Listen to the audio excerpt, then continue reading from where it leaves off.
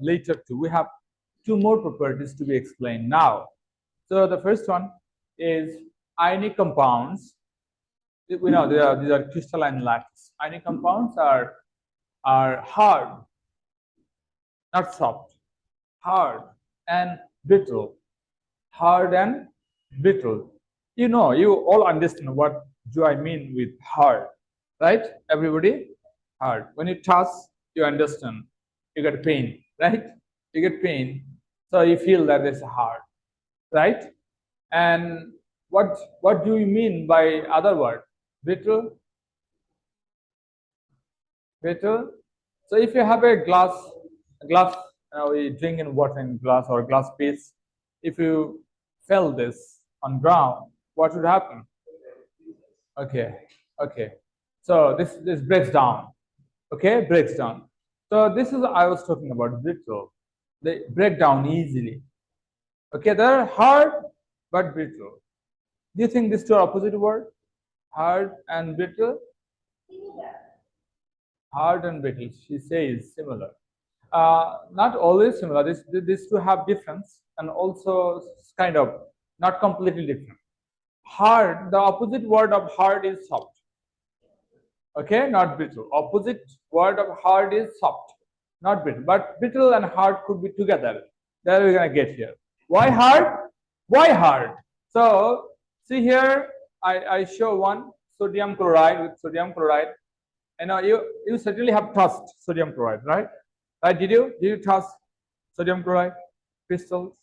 You just get a small piece and press this with your hand. Press this, you will feel that you got some pain, which means they are hard, right?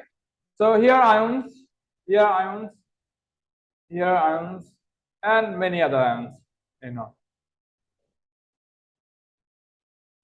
To explain all the properties of ionic compounds, these two we got. Electrical conductivity or melting boiling point. You need to get this, visualize the ionic lattice. Any ionic compound.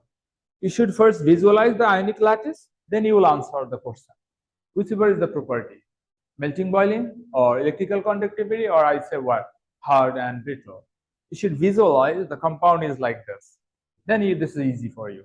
Everybody don't have to memorize things. Just visualize what is ionic lattice, how is the compound. The compound is like this, right? So here is an ion, and ion. So I just draw one lattice. Why is that hard? If you look at this, and can you answer this question or explain? They're close together and regularly added. What he says, and one more thing to be added there to explain this is hard.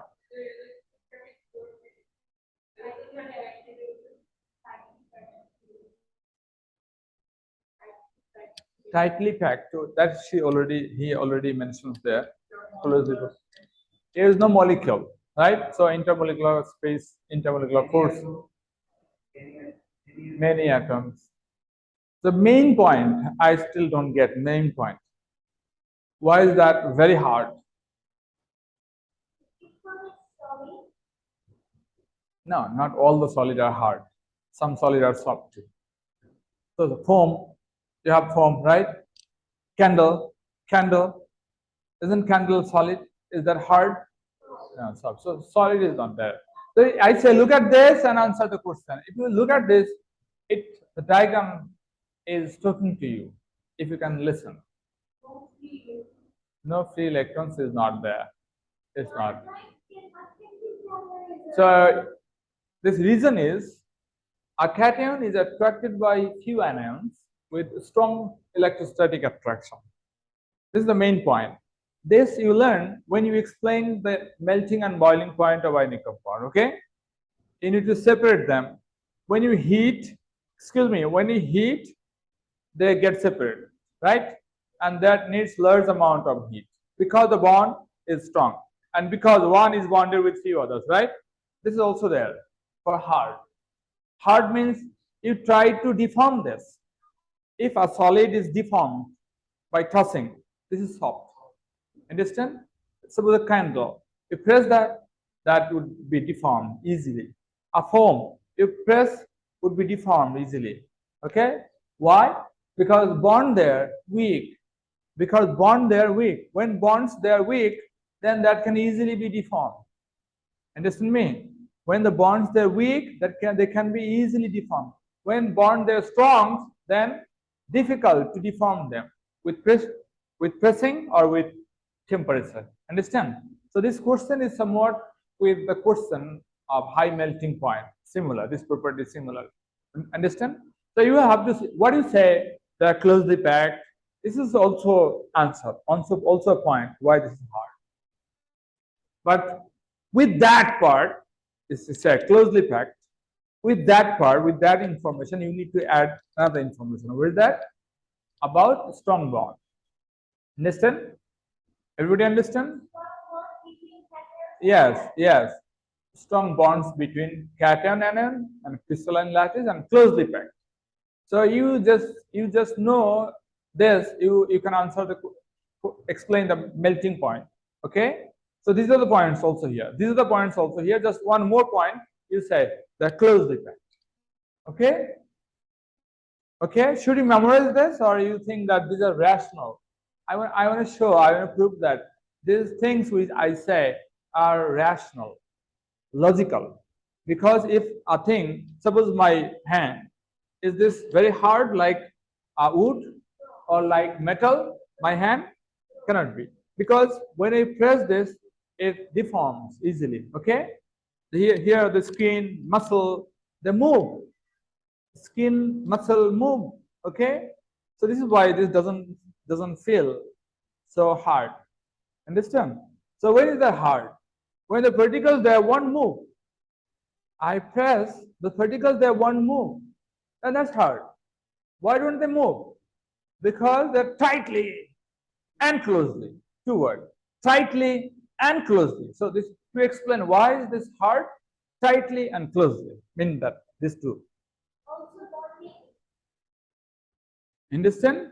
Tightly and closely. Understand? Everybody clear? So that is really they are related to the question. Why is that hard? Are you clear? Are you clear? Surely clear. So you won't have to memorize this. This is hard because particles are held tightly. That's the bonding. That's the bonding. Held together tightly means this is the bonding, right? And they're closely packed. It's a result of the bonding. Close means result of the strong bond. Are you clear, everybody? I think everybody clear. So this is there. So this is why they are hard. So another part of the definition or property is brittle, right? Right? I said, what is that other thing? They are brittle. I'm going to show you brittle. Come on. Excuse me. Here, if somehow some rows or some layers, I say again, if somehow some rows or columns or some part, okay, just move, slightly move, what would happen? Are you getting me clearly? If somehow, if this lattice fell down from your hand, or somehow part of the lattice moved slightly, understand? What would happen? I show with the diagram. I show. Look. That was there.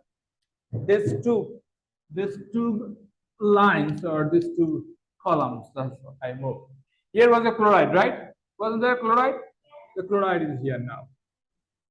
Here was the sodium, right? Now sodium is here. Here is the sodium ion, and here is the chloride ion. So this happened when a part has deformed slightly, moved slightly under stress, or if it fall down, somehow a part moves. Then what would happen? Look carefully. If you look carefully, you can answer yourself. What would happen there? If you can see, can you see? Why?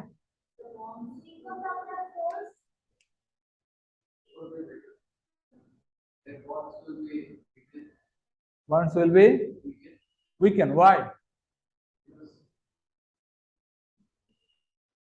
Everybody looking at this, but not everybody can see, I'm sure.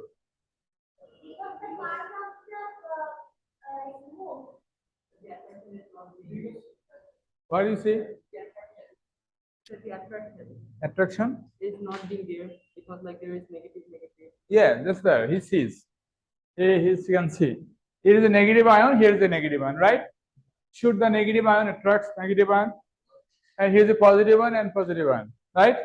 Should a positive ion attracts this positive ion? So what would happen there? Repulsion. Okay? There were attraction. Attraction is there between opposite charge, right? Attraction is there between opposite charge. And same charge, repulsion. Okay? So when some ions repel the other some ions, what would happen? Should they be together or they break down? So that we are going to explain why they break down. They are brittle. Brittle means they are breaking down. And listen, that I was showing you, I have drawn this and I ask you to see. Okay, but not everybody can see. Remember, the observation power is very important. Observation. You should develop your observing power. So this you see when somehow, if accidentally, if somehow under stress, or if it falls down, somehow, some layers just move slightly, then the ions of same charge will get together, will be close together. Ions of same charge, positive, or negative, will get together, repel each other. And when they repel each other, this will never be together. This will not be together. So this will be separate. Look. So this is the result. Are you clear? Isn't this very logical? Isn't this very logical? You understand that if the lattice, that's a total ionic lattice and regular arrangement, okay, if somehow by any stress, by any pressure, move slightly, then the whole lattice will break down, break apart, because the same charge will get together and will break down. For the repulsion, everybody clear? So this is the thing we have explained. What is that? What was that? Ionic compounds are what? Ionic compounds are hard and brittle. So this is a small topic for exam, but I have taken longer time to explain this. Ionic compounds are brittle and also hard. Under stress, look carefully, under stress, ions of same charge, ions with same charge get together. You shouldn't read this again for in the future. This should be clear here. If you're attentive, you think this is clear here. Under stress, the ions with the same charge get together or get close together. The lattice breakdown due to repulsion between same charge.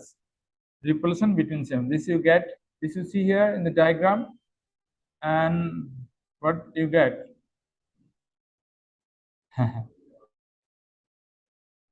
I repeat this.